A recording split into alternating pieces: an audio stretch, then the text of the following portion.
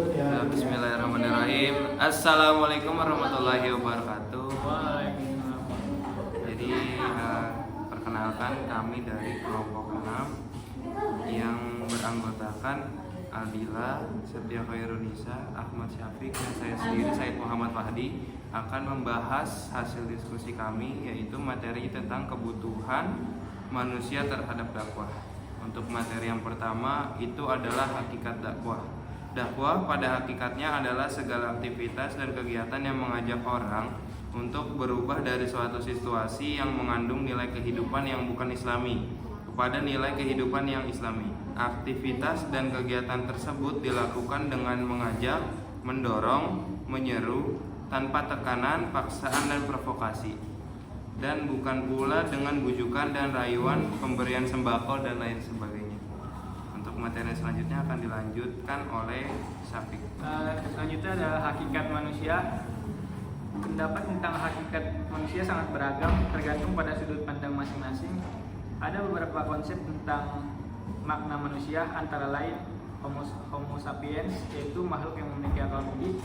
Beberapa di antara telah memandang manusia sebagai makhluk yang mampu berpikir, makhluk yang memiliki akal budi, makhluk yang mampu berbahasa, dan makhluk yang mampu membuat perangkat peralatan untuk memenuhi kebutuhan dan mempertahankan kehidupannya. Selanjutnya ada kebutuhan manusia terhadap dakwah. Di masa modern sekarang, agama adalah kebutuhan pokok yang tidak bisa dilupakan. Bahkan tidak sesaat pun manusia mampu meninggalkan agamanya, yang mana agama adalah pandangan hidup dan praktik menuntun hidup dan kehidupan sejak lahir sampai mati. Bahkan sejak mulai tidur sampai kembali tidur, agama selalu akan memberikan bimbingan demi menuju hidup sejahtera dunia dan akhirat. Berdasarkan kajian terhadap hakikat manusia, dapat dipahami secara filosofis alasan manusia harus didakwahi.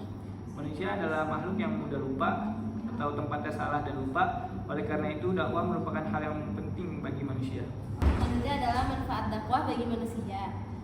Yang pertama ada kebutuhan manusia kepada dakwah melebihi kebutuhan mereka kepada makanan. Yang kedua ada dakwah melahirkan kebaikan pada diri, masyarakat, dan negara. Yang ketiga ada dakwah menjadikan manusia menjadi mulia. Dan yang terakhir adalah dakwah adalah jalan menuju bahagia. Jiwanya tenang, tidak gelisah, karena jiwa mereka terlepas dari segala penghambaan syahwat dan dunia dan menundukkannya hanya kepada Allah Subhanahu wa Ta'ala semata. Seperti yang ditulis Fatiyakan di dalam bukunya Mushkilatu al-Dakwah wa al-Da'iyah. Para pelaku dakwah terbebas dari segala penghambaan dunia dan syahwat, sehingga mereka tidak merasakan rasa bahagia kecuali dengan mentaati Allah Subhanahu wa Ta'ala. Tidak mengenal jihad atau perjuangan kecuali sebagai pintu menuju kesyahidan dan pintu menuju surga Allah Subhanahu wa Ta'ala dan memperoleh ridhonya. Ya, selanjutnya adalah sesi tanya jawab. Pertanyaan pertama dari saudara Muhammad Hashim yang bertanya, apa saja yang mendasari kebutuhan manusia terhadap agama, dan berikan contohnya.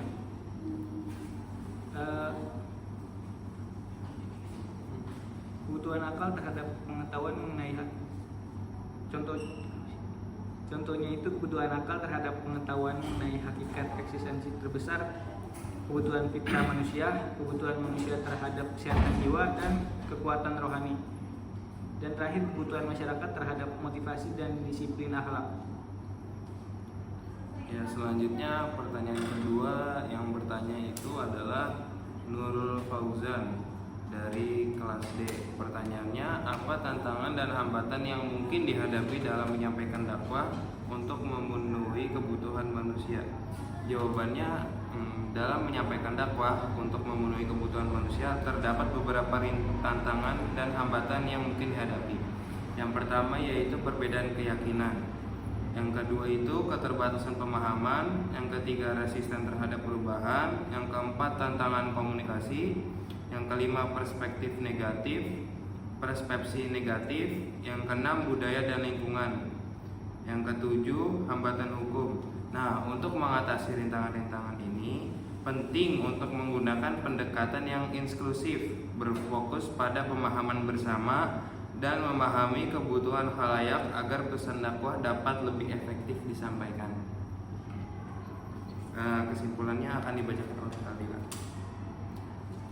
Baik, kesimpulan dari materi kami yaitu dakwah adalah kegiatan yang bersifat menyeru, mengajak dan memanggil orang untuk beriman dan taat kepada Allah Subhanahu wa taala. Dakwah pada hakikatnya adalah segala aktivitas dan kegiatan yang mengajak orang untuk berubah dari satu situasi yang mengandung nilai kehidupan yang bukan Islami kepada nilai kehidupan yang Islami. Aktivitas dan kegiatan tersebut dilakukan dengan mengajak, mendorong, menyeru tanpa tekanan, paksaan, dan provokasi, dan bukan pula dengan bujukan dan rayuan pemberian sembako dan sebagainya. Beberapa di antara telah memandang manusia sebagai makhluk yang mampu berpikir, makhluk yang memiliki akal budi, makhluk yang mampu berbahasa, dan makhluk yang mampu membuat perangkat peralatan untuk memenuhi kebutuhan dan mempertahankan kehidupannya. Manusia terdiri dari dua unsur yaitu fisik dan psikis. Kedua unsur tersebut mempunyai potensi masing-masing yang saling melengkapi untuk mengokohkan hakikat manusia sebagai hamba dan khalifah Allah di bumi.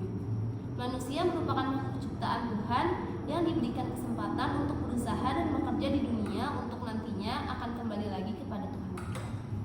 Mungkin cukup sekian dari kelompok kami. Kurang lebihnya mohon maaf. Wassalamualaikum warahmatullahi wabarakatuh. Terima kasih.